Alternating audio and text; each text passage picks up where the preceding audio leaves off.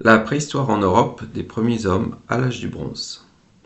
En Europe, les traces les plus anciennes de l'homme apparaissent à l'est, avec l'Homo georgicus, découvert, comme son nom l'indique, en Géorgie, daté de 1,8 million d'années environ, et à l'ouest, l'Homo antecessor, d'Atapuerca, en Espagne, daté de 1,3 million d'années.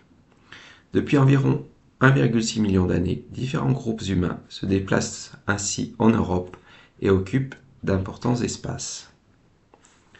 Alors, paléolithique a pour racine les termes grecs palaios, ancien, lithos, pierre, et signifie époque de la pierre ancienne.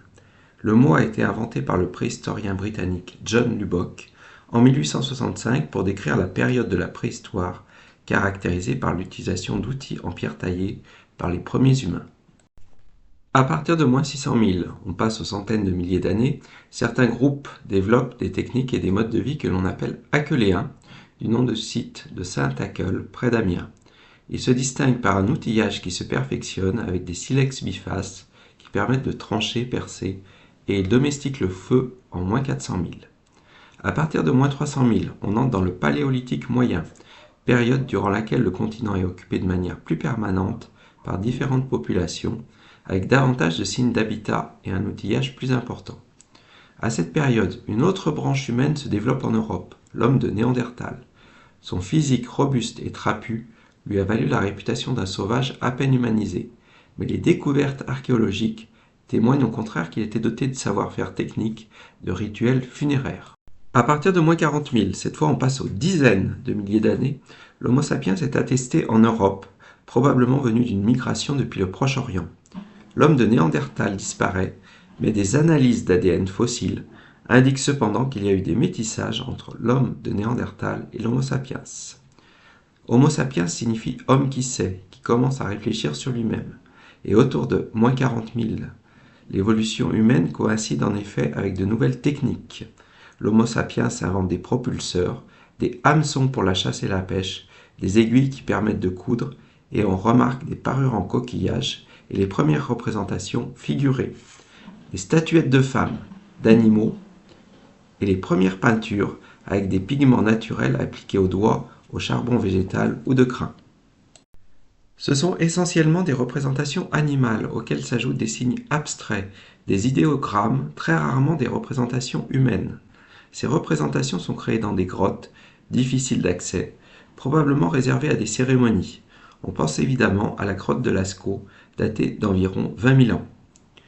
Les sépultures, les inhumations sous différentes formes, individuelles, collectives, témoignent de l'attention portée aux siens et à la mort. De moins 10 000 à moins 6 000 environ, sous le Mésolithique, se produit un réchauffement climatique qui modifie les espèces animales. Les mammouths, par exemple, disparaissent. Les glaces se libèrent et du coup, l'homme, les communautés humaines, évoluent face à ce changement. On remarque des arcs pour des gibiers plus petits et de façon plus fondamentale qu'au nomadisme, l'homme associe désormais des haltes permettant de garder des animaux captifs. On se dirige vers le néolithique, l'âge de la nouvelle pierre, de la pierre polie et plus seulement taillée. La période néolithique est associée à la diffusion de l'agriculture qui modifie en profondeur les sociétés. En 1899, Émile Cartaillac, pionnier de l'archéologie en France, parle de révolution néolithique avec l'apparition de l'agriculture et en 1925, l'Australien Gordon Childe popularise le terme en envisageant le Proche-Orient comme foyer d'origine. Les analyses d'ADN, surtout depuis les années 90, soulignent une grande homogénéité des populations européennes à cette période. On distingue deux grandes voies de la néolithisation en Europe. Une voie méridionale qui aurait circulé via les mers, mer Noire et Méditerranée. Dès moins 6800, la Grèce, probablement par les Cyclades, connaît une première forme de néolithisation. L'agriculture se diffuse ensuite en Méditerranée, où on observe des céramiques cardiales décorées avec des coquillages, des empreintes pointillées. Une voie plus septentrionale se développe autour du Danube. Elle se caractérise par des poteries arrondies, rubanées, qui se diffusent depuis les Carpates vers les contrées forestières traversées par des vallées. La documentation sur les maisons, les villages, les nécropoles est abondante. on trouve des maisons rectangulaires bâties sur poteaux porteurs, bien alignés, de grande taille, protégées contre le vent qui abritaient probablement une cellule familiale élargie.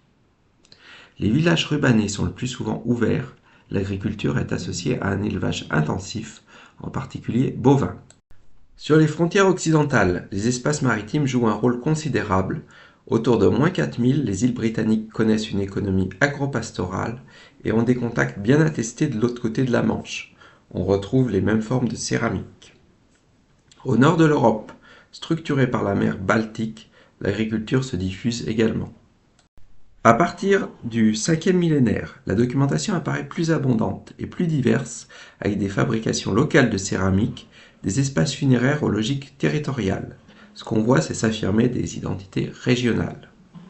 Ainsi, les Alpes apparaissent comme une région de contact, marquée par des sociétés de type lacustre, avec un habitat au bord des lacs.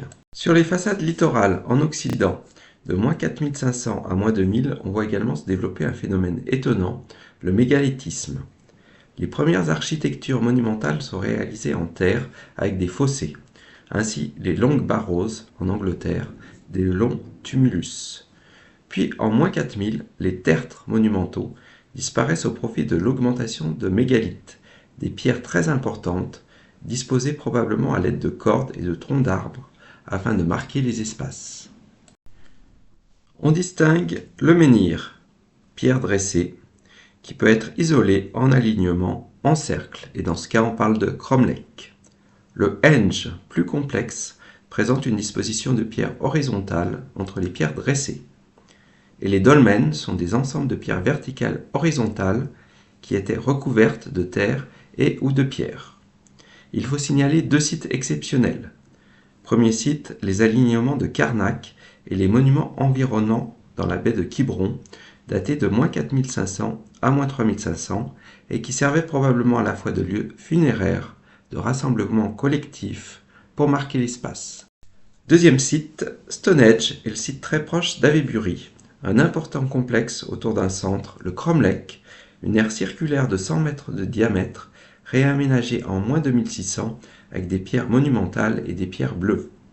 De très nombreuses tombes attestent de l'attractivité du site, probablement un lieu exceptionnel de cérémonie, de pèlerinage.